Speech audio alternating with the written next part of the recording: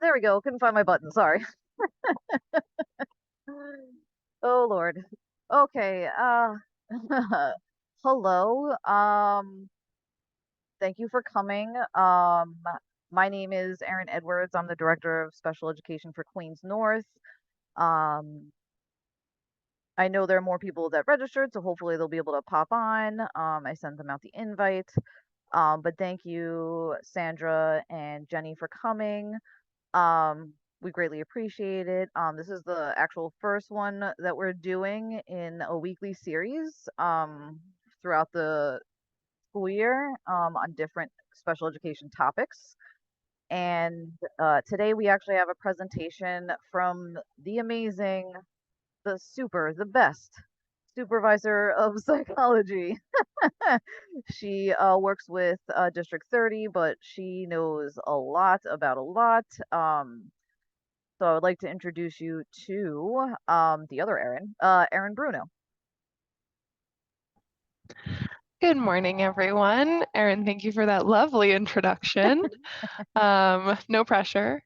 So thank you so much for joining us today for our presentation on understanding your child's FBA and BIP. We will definitely have some info for you today. Hope that you're able to follow along. Of course, if you have any questions at any time, please feel free to throw your questions into the chat. Erin Edwards will be tracking, and we'll have some time at the end for questions if you have any bigger questions that are more broadly applicable. A few notes, as this is could be a highly sensitive issue. Any identifying student information, we hope that we're able to speak about things more generally. So if you have any questions, please try to keep it general and just to respect the confidentiality of all involved. Excellent. All right, so we can get started on our presentation. Erin, I'm not sure I'm seeing the presentation. Sorry, I have way too many windows open right now. I'm trying to find everything. I know that life. Before we start the presentation, I just want to how do I do this? No, hold on. Nope.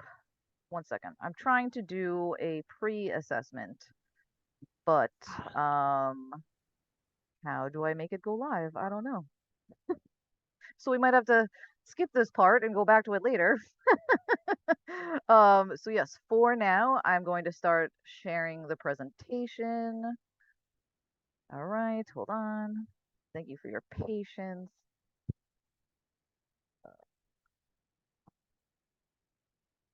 Beginning. Oh, okay, hold on. Share screen. I want this one. Share. Way, thank you. From beginning. From beginning. Let's go. How's that look, Erin? Good? It looks great. Thank you Okay, so you can see it? much. Or how does Yes. is it showing the right way or the wrong way? It's showing the I'm wrong way, isn't it? It's the opposite way. I don't know why it's doing this. Hold on. Technical difficulties, everyone. Hold on. we need to go to a training on understanding our technology.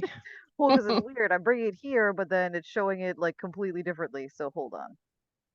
La la la. Thank you for your patience, everyone. Let's try again.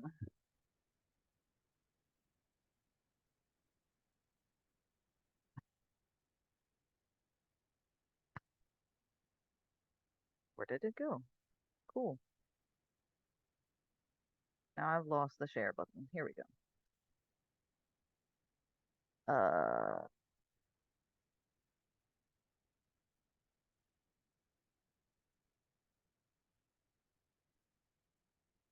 all right. How does it look now?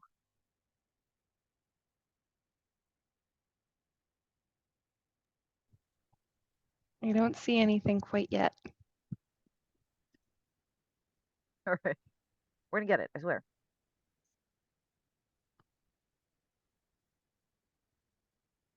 Okay, I think that's it. Okay. I think I see it. All right, thanks. Okay, excellent. So we are, as a refresher, we're talking about understanding your child's FBA and BIP.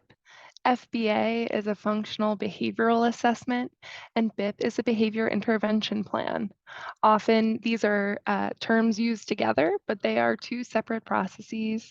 One is an evaluation, and one is a plan that the school team will be developing to support a student's behavior. So just a quick peek at our agenda for the time we have together. Today we'll be considering positive behavioral support and multi-tiered system of supports, some procedures and policies guiding FBA and BIP processes in schools. What is an FBA? What is a BIP? Progress monitoring of the behavior intervention plan, and hopefully we have some time at the end for Q&A. Like I said, if you have any questions during the presentation, please feel free to ask them in the chat, and Erin will be happy to address, or we'll save them for the end so I can answer out loud. All right, so moving to considerations for positive behavioral support. So FBAs and BIPs are sometimes necessary when students are having behavioral difficulties in the classroom or in the school building, but there are things that the school can and should be trying first, right? Considering positive behavioral supports through a multi-tiered system of supports. And I'll describe a little bit about what that means on the next slide. So multi-tiered system of supports is a framework from which we deliver school-wide, group, and individual behavior interventions and supports. Often you'll see this represented by the triangle that you see, right? Assuming that the most amount of students would need tier 1 supports, which we'll talk a little bit about, and then a little bit less tier 2, and then at the very, very top, tier 3. And in tier 3, that includes the FBA and BIP process. This is a data-based decision-making process. So this is something we rely heavily on in schools, collecting data to understand, is the current plan appropriately supportive, or do we need to move on? Do we need to change up our plan a little bit? Are there features of a certain plan that might not be completely supportive? And thinking flexibly within our supports for students based on their needs. Also evidence-based, right? We want to implement strategies that are grounded in evidence from research. So we know that these we know for certain that these are appropriate supports. And lastly, culturally responsive practices. So when we think of the sort of multi-tiered system of supports, we think of the layering of support. And sort of, the best way to think of it is sort of like an ice cream sundae, right? Tier 1 is at base level, that delicious looking vanilla ice cream, and that's universal supports, that's for everybody. Tier 2 is, the chocolate sauce on top, and then tier 3 is all the fixings. So when we walk through a multi-tiered system of supports, definitely keep the delicious ice cream sundae front of mind. I find that helps me best understand, what the layering of support looks like, right? If we just had chocolate sauce, then it wouldn't be as delicious, right? If we just had the whipped cream and the sprinkles and the cherry, I mean, that does sound delicious, but wouldn't be as good as the layering, the cream, the ice cream, and the chocolate sauce, and the whipped cream and cherry. So a little bit deeper into multi-tiered system of supports. As I mentioned, tier 1 is 80 to 90% of the student population, right? This is our core social emotional learning curriculum. This is school-wide intervention, class-wide intervention. This is, collaboration with parents for all students across all environments.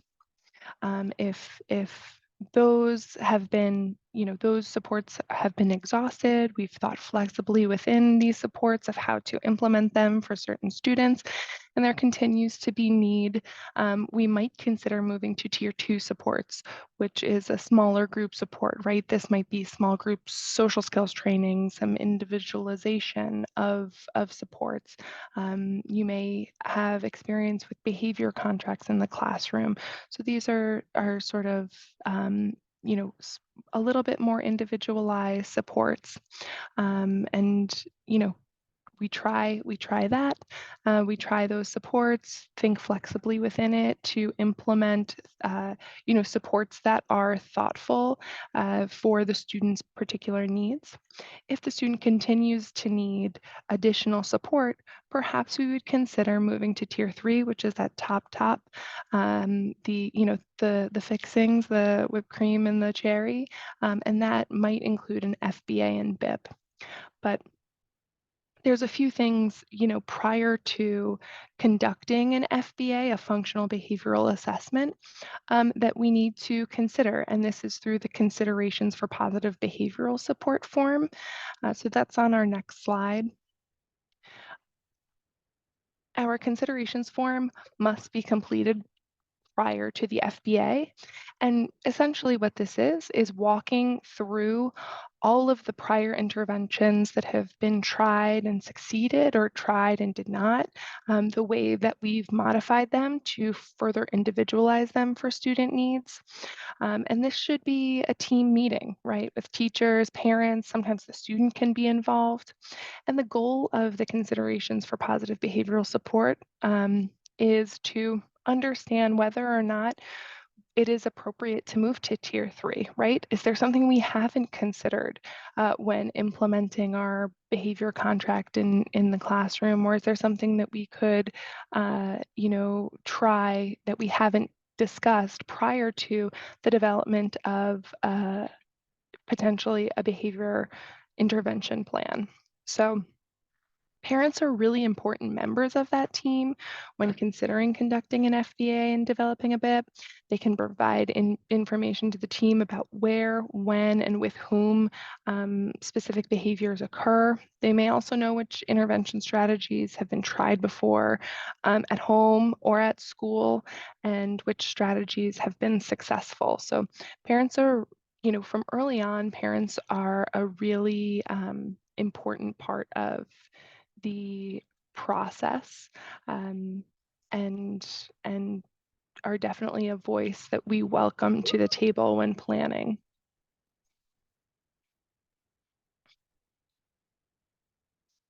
All right, so just a couple of procedures and policies guiding FBA and BIP processes in schools. On the next slide, some New York State regulations guiding the FBA and BIP process.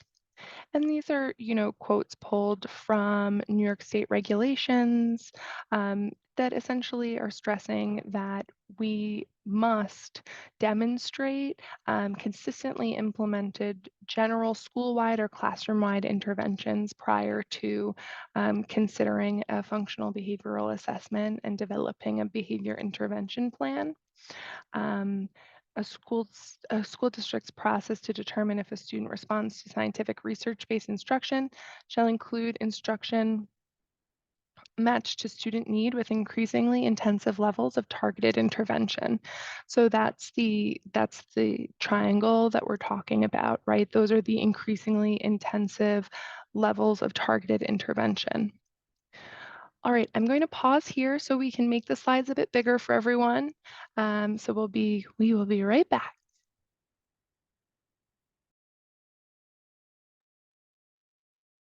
If you have any questions, also feel free. This will be a good time to ask questions. Sorry, we're having technical difficulties, but life is, it is what it is, right? It is what it is. Be happy to answer any questions in the meantime. Yeah.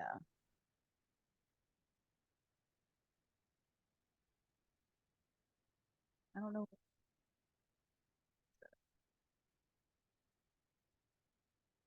Maybe that's it. Okay. Let's try again. We got this. We're gonna do it.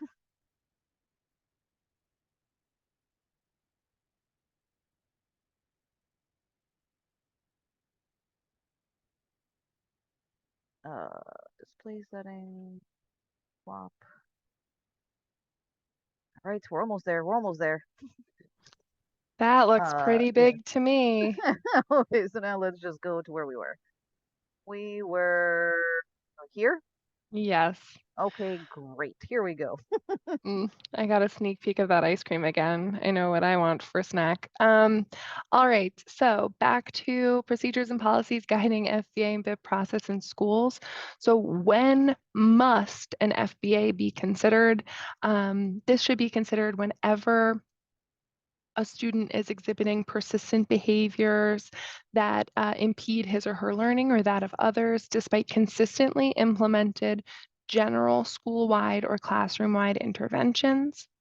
If the student's behavior places the student or others at risk of harm or injury, if the Committee on Special Education, or in this case, the school, is considering more restrictive programs or placements as a result of the student's behavior, or if the student is subject to disciplinary actions and a determination has been made that the behavior is related to the student's disability. So in many of these cases, an FBA must be considered, and that might be something that you may be contacted by your school psychologist or a representative from the school to say, hey, we've gone through, these increasingly supportive interventions, and we're at the point where we think it would be appropriate to conduct a functional behavioral assessment. That is typically when the FBA gets started. But as a parent, you have the right at any time to make that request, as it is an evaluation, and you have the right to request an evaluation at any time.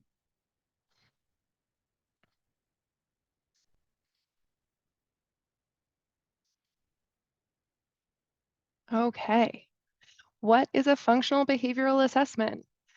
Now that I've talked for so long, I probably feel like I should have started here, but what is a functional behavioral assessment? So FBAs are rooted in the theory that behavior is functional, which means that behavior has a purpose, right? It's not just randomly that we engage in the behaviors we do.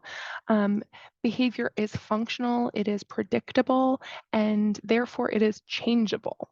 Understanding the purpose underlying a student's behavior can help a school team develop a plan to teach the child more appropriate replacement behaviors, or provide support for the development of more desirable behaviors, right? So it is the process of determining why a student engages in the behaviors that impede their learning and how it relates to the environment. Um, as a note, speaking with parents, this is an assessment. It requires parental consent and prior written notice. You should be alerted to the fact that the school intends to conduct this assessment with your child. And as I mentioned prior, you can and should be an active participant in the development of this assessment, which we'll talk a bit about on the next slide. So an FBA is a bit different from many of the other evaluations you may have encountered throughout, your child's educational history. Much of a functional behavioral assessment is much of the data gained from for a functional behavior assessment is direct observation across multiple settings. So this is a really systematic process where the team, this can include the school psychologist, the social worker, the teacher, they come into the classroom and conduct observations. This is across times of day. This is across multiple classes, multiple settings. This might be structured time. This might be unstructured time. So there's a system of observations that contribute direct data to the development of the FBA.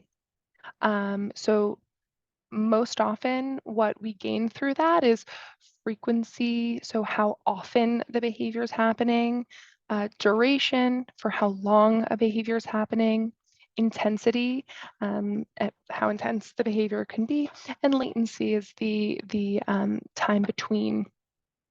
So those must be considered. We're going to talk a bit about also something that should be on here, but I did not add, is right, like anecdotal information. I still need this slide, but I will talk about that a little bit in the next slide. Also, a really important part of functional behavioral assessments is indirect data. So this is gathered from records review and, most importantly, interviews. This is a place where we rely really heavily on parents to provide us with information about, the topic that they a topic that they know best, which is their child, right? What is reinforcing for your child? What is your understanding of their behavior? These are all things that the team will be reaching out to parents about.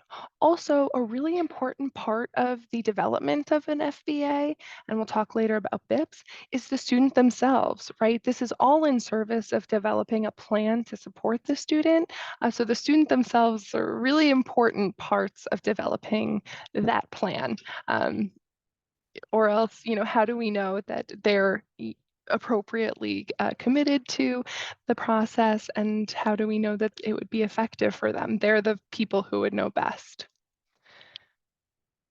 All right, so this is the ABCs of behavior. So FBAs seek to understand, number one, the target behavior. That's the what. So what does the student do? What is the behavior that we're looking to change or increase? Uh, it also seeks to understand the antecedent or the trigger, right? When does this behavior happen? What happens right before the behavior occurs? And then lastly, understanding number three is why the behavior occurs or what happens after, right? So for example, right, the target behavior is the student leaving their work area. We conduct observations and the team observes that the student typically leaves their desk during independent math work time, right? So when the student is asked to complete math work independently, the student leaves their work area. That's the target behavior, and the antecedent, or what happens before. And moving forward with the example, let's say, for example, the team observes that the child, when they leave their work area, they often will migrate to the reading corner and start opening the books, going through the books, and reading in the corner, right? So this is all gained through direct data collection. Also, information through indirect data collection can help us to better understand a little bit the context of where these behaviors are occurring, right? So through indirect data collection, we understand from speaking to the student, from speaking to the parent, that the student doesn't like math, right? They have a hard time in math and they love to read. So we're getting a good picture of why they might be leaving their work area when they're asked to complete independent math work, and why they might be seeking, some additional reading time.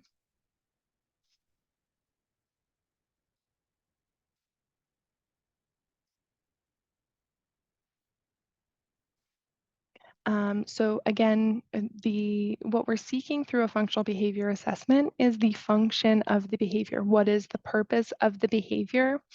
So moving from our example, our target behavior was the student, leaving their work area. The when, or the antecedent, was the independent math work time, and the why was to spend time in the reading corner.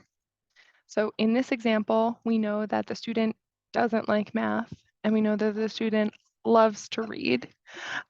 So we understand that the function of their behavior may be to avoid or escape a non-preferred activity, avoid or escape their math work, or to gain or obtain a preferred activity, to have additional reading time, which is something that's rewarding for them.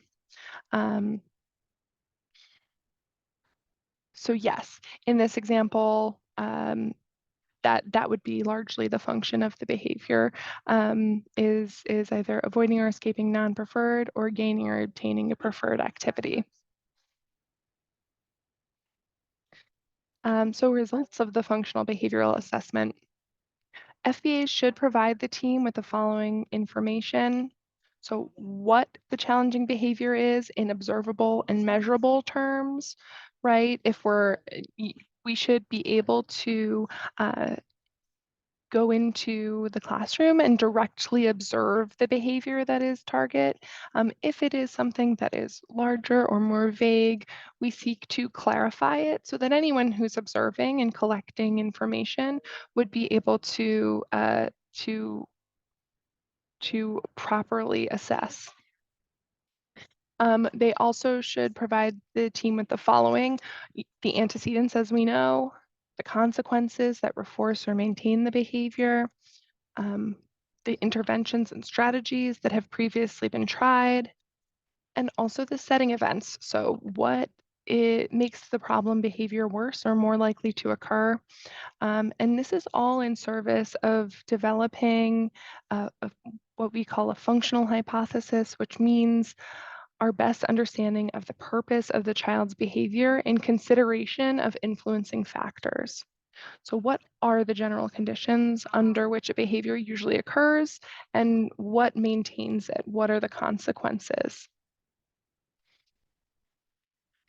And this is a pull from our actual document, our FBA document, and this is sort of what guides our development of, our functional hypothesis, or our best understanding of the purpose of the child's behavior. So just filling this in a little bit with our example, right?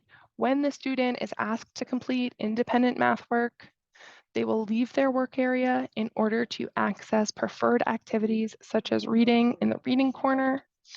So that is, you know, that is very simplified version, but an example of what a functional hypothesis might look like. There's also other aspects to it, the setting events, right? The behaviors are most likely to occur when it's the morning because he's tired, or this happens, how it may discuss how frequently it happens, right? Or how long it happens. He's out of his seat for XYZ amount of time. So those can also be included in the functional hypothesis, but it's essentially our statement of what exactly we believe to be impacting the behavior. And that is what we pull from the functional behavior assessment to the behavior intervention plan to start coordinating support based on what we've learned. So what is a behavior intervention plan? A behavior intervention plan is a kind of roadmap that can be used by school professionals and by parents to help reduce problem behavior, especially in children. We often see students with IEPs, are referred for FBAs and BIPs. A BIP is not usually used alone. It generally is part of a longer term, IEP plan. And there isn't really a set way for a behavior intervention plan to be drafted because it is so individualized. It really does depend on the student's needs as observed in the functional behavioral assessment. And it's basically a blueprint for everyone to follow, professionals and parents alike, to help keep everyone on the same page about what works to support students' behavioral needs and what doesn't work. And it's a written document, but that doesn't necessarily mean that it's a final product.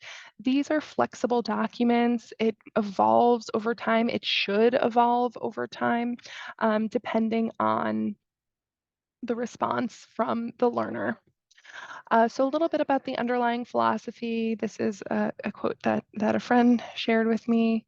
If a child doesn't know how to read, we teach. If a child doesn't know how to swim, we teach. If a child doesn't know how to multiply, we teach. If a child doesn't know how to drive, we teach. If a child doesn't know how to behave, we teach.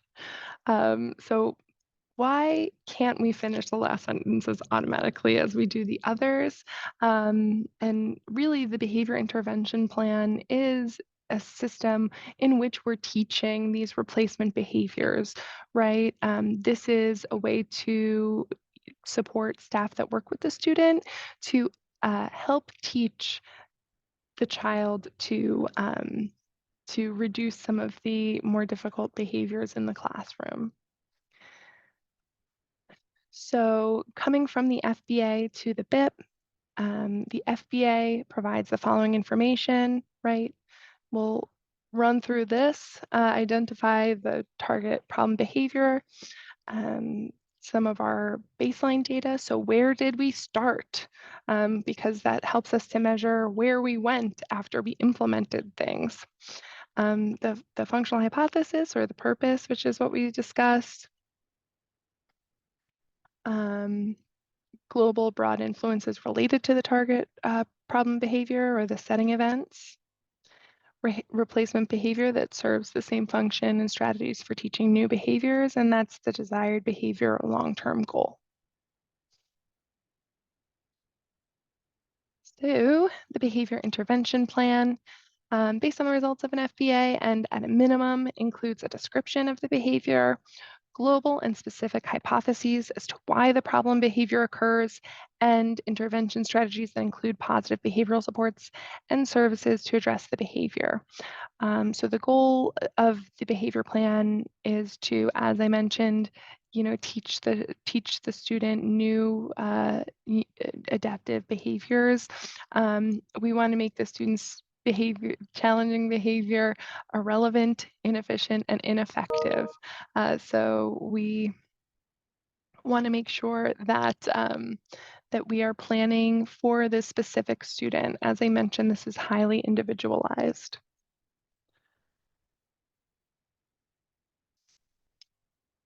So returning to our example, we have our functional hypothesis in hand. We understand that the student leaving their work area and walking around the room typically occurs when they're asked to complete independent work in math, and it is to gain either avoid or escape a non-preferred task, which we've learned through indirect data collection is math, or to gain a preferred activity, which is reading in the corner of the room. So now we pull what we've gained to, this is pulled directly from the document where the team develops a behavior intervention plan. And you can see here, right, we see the antecedent, we see the behavior, we see the consequence. If the antecedent, to start at the antecedent, how are we going to change the environment to reduce triggers for problem behavior and increase success of new behavior? So we understand that the antecedent, or what happens before the behavior occurs, is that he is asked to complete independent math work. Perhaps the team would consider how to change the environment, right? Perhaps partnering with another student to support any needs in their math work, reducing the number of problems expected reducing the number of problems expected in the independent work to reduce overwhelm if the child is experiencing difficulty in the subject. Those are some examples of strategies that a team might put in their antecedent strategies. Also for consequence strategies. So we know that the consequence is to, avoid completing math work and to gain the preferred activity of reading. We know that through our evaluation that the child enjoys reading, and that's something that could be really useful for us to use as a reinforcer, right? So if perhaps we say, complete this problem and then you earn 5 minutes of reading, or the frequency and duration changes per child, but considering what is our response when the child participates in the new behavior, right? They don't leave their desk when they're asked to do independent math work. What do we provide to reinforce that so that they want to continue practicing the replacement behavior? So that is in general what the BIP looks like, right? These strategies to support teaching new behaviors based on our understanding gained through the functional behavioral assessment. So that is largely what it looks like. As I said, these are highly individualized. So to offer, additional examples is difficult, but this could look like many of you might have seen charts where students are earning, are working towards earning a larger reinforcer, right? That's frequently seen, or maybe it's a checklist, right? If they're completing a certain amount of tasks, then they're earning something at the end of the day. It really can depend on the amount of reinforcement it's determined that the student requires, and how and what is reinforcing to them. My favorite part to ask about for behavior intervention plans, right? You've done your FBA, you've created the BIP, the team is in agreement, we've implemented the behavior intervention plan. My favorite part to talk about is progress monitoring the behavior intervention plan, which is measuring the effectiveness of the behavior intervention plan, right? Coming in, taking a look, seeing whether or not the child is appropriately responding, and we can take a look back at our information gained through the functional behavioral assessment. How often was this behavior happening? For how long? How often is it happening now? And for how long is it happening now, right? And the school, typically the teacher, or sometimes the SBST can support, your school social worker, school psychologist, can support with monitoring that effectiveness and collecting that information.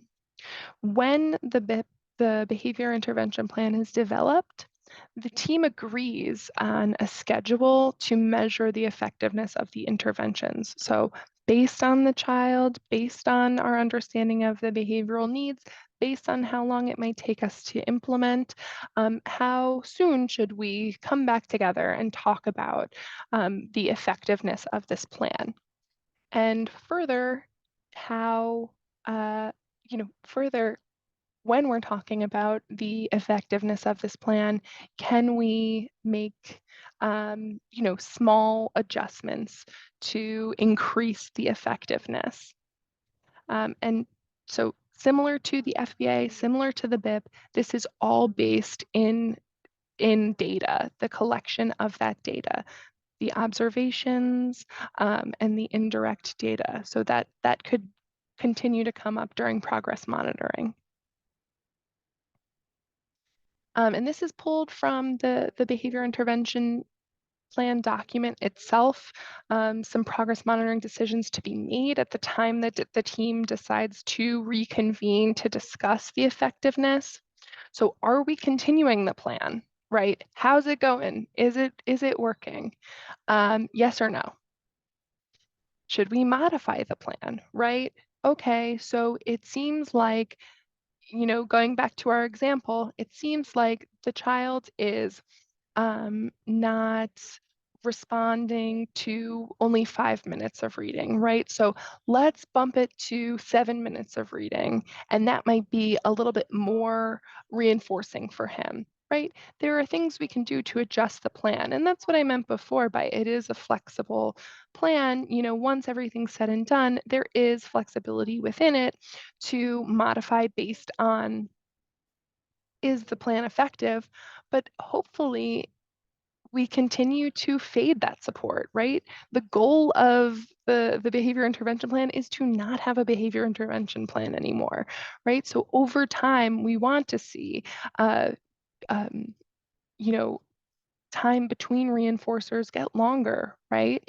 We want to see the child participating in the desired behavior more often without supports. So that is also something that can be done at the time of progress monitoring meetings, right? Those are other modifications that could be made to the plan. We're not only modifying it if it's ineffective, we also could be modifying it if it's very effective. And also all of these decisions should be messaged to the family, and you're more than welcome to participate in these conversations. So you should be made aware if any modifications are being made, because we find that these plans are most effective if there's consistency between school and home. So what you're doing, you know, the support we're providing in school, can and should be carried over into the home, and that's where that collaboration is really key. And just some connections to the IEP. Particularly, what I always look for is for the IEP goals to align with the functional behavioral assessment and behavior intervention plan. As you know, the IEP goals should be specific, they should be measurable and achievable. So during our FBA, we have data about when the child is participating in a target behavior. And so that should be used as a baseline for where do we think achievably this child could be in the next school year, right? He was only attending to his independent math work 40% of the time. By next year, we think with these supports, he can attend to his math work 70% of the time, or whatever is determined to be achievable. And that can go into the development of the child's annual goals. And it should be aligned, right? That should be within the body of the IEP. Also, the IEP indicates the student's need for a BIP. So there are pages within the IEP that should reflect that. And any progress monitoring information should also be reflected. If the student currently had a BIP and you're revisiting at the time of an annual or a triennial, the student's progress thus far should be discussed, and we should continue to develop new annual goals to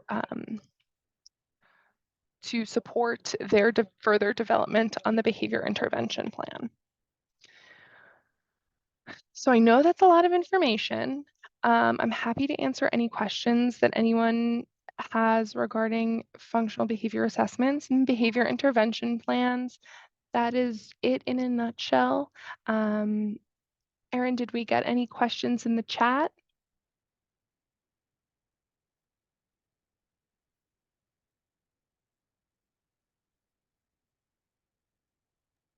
All right, you know, it takes me a minute to find my screen again. No, there was no questions in the chat.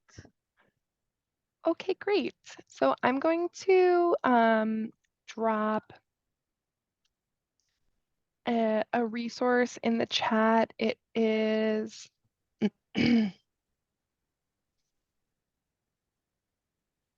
we have a parent university social emotional learning course through the New York City Public Schools.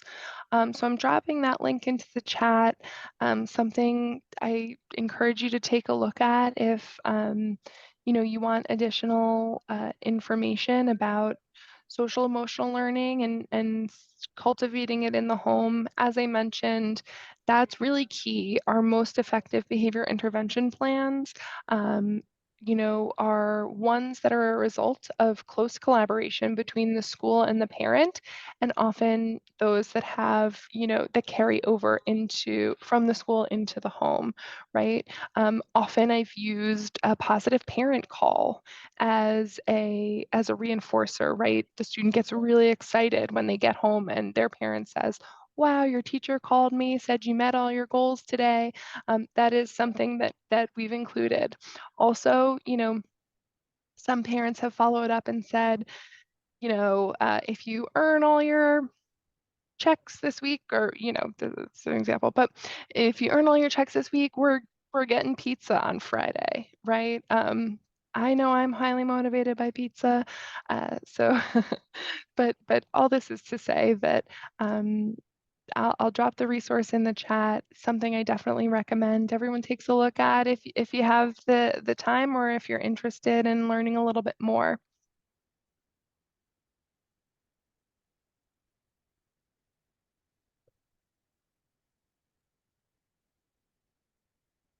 Oops, I gotta my thing. I decided to stand. Thank you so much, Erin, for that great presentation. What I'm going to do is, following this, I'm going to send an email out to those of you that attended with a PDF version of the PowerPoint with a link to a video, like the video of the presentation uploaded to YouTube. I'm also going to attach the resources that Erin shared, and I'm also going to send you a feedback link. Again, this is our first one, so be gentle. I know there was lots of technical issues and things like that. But if you can just fill that out, like I said, I'll send it probably today, if not tomorrow. Um, and you'll have those resources at your disposal. Yeah, so that's pretty much it. Does anybody have? Yeah, you're welcome. Yes, we're the bookend errands. I have a little plug. Mhm. And something I forgot to mention during the presentation, but I think that a really amazing resource, as excited as Erin and I are to be here speaking with you today, we have some really excellent clinicians out in the field, in your schools, supporting your school population. Don't hesitate to reach out to them. Many parents think that they can only talk to the psychologist or social worker when they've initially referred their child, or when it is time for their triennial. But I really encourage you, if you have any questions, to reach out. Like I said, we have some really excellent people that are very, very knowledgeable and also lovely. Yes, yes. And That was also my to plug. Thank you. yes, to add another plug, next week on the 18th, Include NYC is actually going to be doing a presentation. Pretty sure it's the same time. Um, sorry? Okay, she's probably just unmuted. So it's advocacy skills for families of students with disabilities. And then following that, we have another workshop on the 25th, Understanding My Child's Program Recommendation. I'm actually going to be presenting on that one. Woohoo! And the flyers should hopefully be coming to your schools shortly if they have not already. But you can always reach out in case you didn't get it. I can send you more information. Um, I can also send you like the calendar that I have planned if you like. Of course, everything is, always tentative. We might change things, but for the rest of this month, for October, those are the ones that we have coming up. And for those of you that are parent coordinators, just so you know as well, if there are any on here, we have teacher and paraprofessional workshops coming up on FBA and BIP, as well as behavior pathway. So that's just something to share as well with the staff that you work with. Do we have any questions? Raja. Okay, good. Because I knew you were coming on. Um, because I know the school called this morning, so that makes sense. Thank you for joining us. Um, but that's good to know because then I could email you, make sure that you get it. But yes, any other questions? You're welcome. All right, we're always here to answer any questions that you have, but like Erin said, you can always reach out to the school psychologist or social workers. They can also be some great resources in terms of dealing with, challenging behaviors. But thank you again. And you'll be hearing from me soon via email. Have a great day, everybody. Have a good one. Thank you.